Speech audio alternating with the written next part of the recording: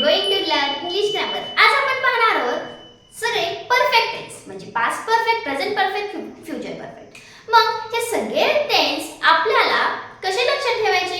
सोप्या पद्धतीने काही आहे ट्रिक? हो, याची ट्रिक आहे. आपल्याला हे टेन्स आपण फक्त 10 मिनिटात पूर्ण टेन्स अभ्यास करणार आहोत. चला पाहूया मग कुठल्या ट्रिक आहे, लक्षात कसं ठेवायचंय. वेळ न घालवता सुरू करूया. यासाठी व्हिडिओ तुम्ही एंड पर्यंत पहा. चला म्हणजे तुम्हाला ट्रिक आहे लक्षात येईल आणि परत अभ्यासही करावा लागणार नाही. Why? Because of perfect tense आपल्याला पूर्ण शिकायचे. चला पाहूया परफेक्ट टेन्स. मग प्रेझेंट शॉर्ट मध्ये लिहिते present perfect tense. Okay. Then past perfect tense and future perfect tense. आता पाहूया यामध्ये काय डिफरन्स आहे. ओके, फर्स्ट आपण स्ट्रक्चरल फॉर्म्युलानुसार जाऊया म्हणजे तुम्हालाही समजेल की यामध्ये डिफरन्स काय आहे आणि लक्षात ठेवायचे ट्रिक काय सांगणार आहे.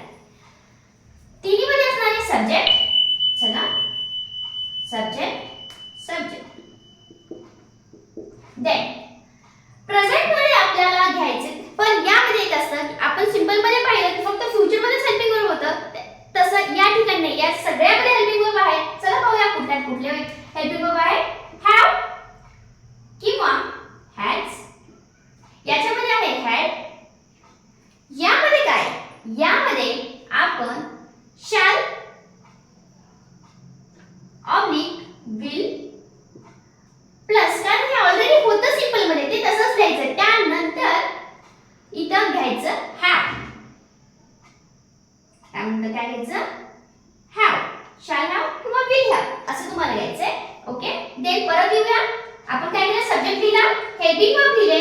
आता वी इन थर्ड फॉर्म आणि हे एक सगळ्यामध्ये परफेक्ट मध्ये वी इन थर्ड फॉर्मच असतो. हा तुम्हाला एक क्लू आहे की तुम्ही कसं आयडेंटिफाय करणार. Plus V3 plus V3. पहा सगळ्यामध्ये V3 आहे म्हणजे याच्यावर कधी की हा परफेक्ट टेन्स आहे. इथपर्यंत तुम्ही आलात. त्यानंतर तुम्हाला पाहायचं की कुठला परफेक्ट आहे, प्रेझेंट परफेक्ट, पास्ट परफेक्ट किंवा फ्युचर परफेक्ट. हॅज किंवा हॅव असेल तर म्हणायचं हॅज किंवा हॅव प्लस V3 असेल तर म्हणायचं प्रेझेंट परफेक्ट. हॅज किंवा हॅव प्लस V3. V3 सगळ्यातच आहे पण एकच लक्षात ठेवायचं म्हणजे हॅज किंवा हॅव आलं की म्हणायचं present tense, present perfect tense. Had आलं की म्हणायचं पास्ट परफेक्ट टेन्स. मग फ्युचरचं काय? फ्युचर मध्ये हॅवच येतं पण शॅल किंवा विल त्याच्या सोबत येतं. ओके. मग तुम्ही कसं लक्षात ठेवणार? हॅव किंवा हॅज आलं तर म्हणायचं प्रेझेंट परफेक्ट टेन्स. परत एक V3 परफेक्ट मध्येच असतो. मग तुम्ही एक पाहायचं वर्ब इन थर्ड फॉर्म असेल की अलीकडे यायचं थोडंसं बघूया. आता हेल्पिंग वर्ब म्हणजे लिंकिंग वर्ब कुठले? हॅव किंवा हॅज आलं असेल तर present perfect continue tense. Had आलं असेल तर पास्ट परफेक्ट मध्ये यायचं, कंटिन्यू मध्ये नाहीये. सॉरी, फक्त आपण प्रेझेंट परफेक्टच म्हणणार. Past perfect, present perfect, future perfect. Yes plus had आलं की म्हणायचं पास्ट परफेक्ट आणि शॅल विल येणारच आहे पण त्यासोबत हॅव आलं, शॅल आणि विल पाहिजे मात्र दोन्हीपैकी एक, आणि हॅव आलं की म्हणायचं फ्युचर परफेक्ट टेन्स. चला आता यानंतर काय फॉर्म्युला? याच्यानंतर असतो ऑब्जेक्ट. याच्यामध्ये पण असतो ऑब्जेक्ट, याच्यामध्ये पण ऑब्जेक्ट. कॉम्प्लिमेंटरी पण ऍड होते. लिहिले तरी चालतं, तुम्हाला लगेच समजेल. लगेच समजेल असेल तर ठीक आहे, नसेल तरी चालते. पण ओळखायचं काय? Linking verb. लिंकिंग वर्ब त्यालाच हेल्पिंग वर्ब पण म्हणतात, कुणी लिंकिंग वर्ब म्हणतात. ओके. मग हॅव किंवा हॅज असेल, V3 असेल तर present perfect, had plus V3 असेल तर पास्ट परफेक्ट, शॅल हॅव किंवा विल हॅव दोन्हीपैकी एक पाहिजे. V3 असेल तर प्रेझेंट फ्युचर परफेक्ट. चला सेंटेन्स घेऊया. एक सेंटेन्स आपण घेऊया आणि ते दोन्हीमध्ये चेंजेस करूया म्हणजे तुम्हालाही समजेल की कसा चेंज होतो. He has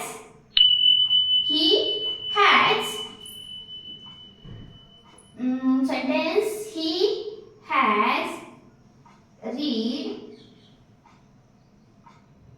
has reach Delhi.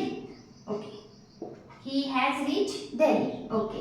Has घेतले. आता याला पास्ट परफेक्ट मध्ये कसं करणार पहा. ही हॅड येतं हॅड आणि रीचला V3 चे डेली. आता याला तुम्ही कॉम्प्लिमेंटरी ऍड करू शकता. By this time, that day, असं कुठलं पण कॉम्प्लिमेंटरी ऍड करू शकता. आता इथे जाऊया. He will have reach Delhi. Okay, काय केलं पहा आपण? He has reach Delhi. पहा आता आपण कंपेअर करूया तिन्ही पण सेंटेन्स की कसे चेंजेस आहेत. Has, had, will have. बाकीचं सेंटेन्स ॲज इट इज आहे.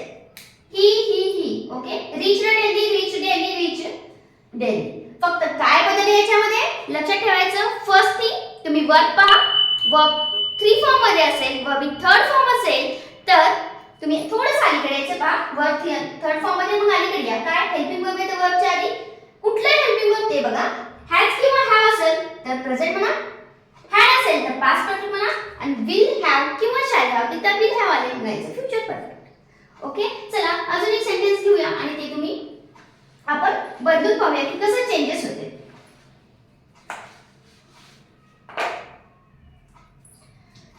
सेंटेन्स